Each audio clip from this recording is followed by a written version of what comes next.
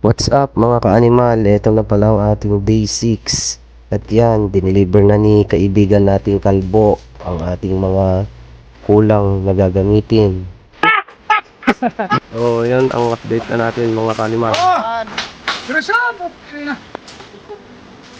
Sobrang lupit talaga na itong import natin si kaibigang kalbo.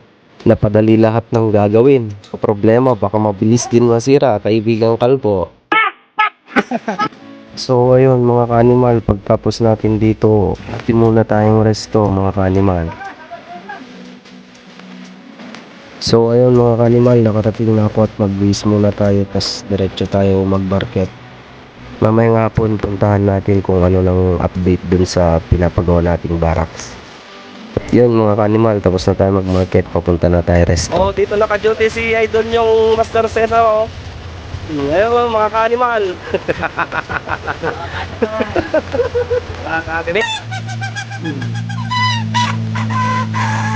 Yun mga ka-animal, eto na yung update sa pinapagawa nating barracks. So yun mga ka-animal, malapit na kaming magkakulay ni Master Cesar, and day off din natin bukas.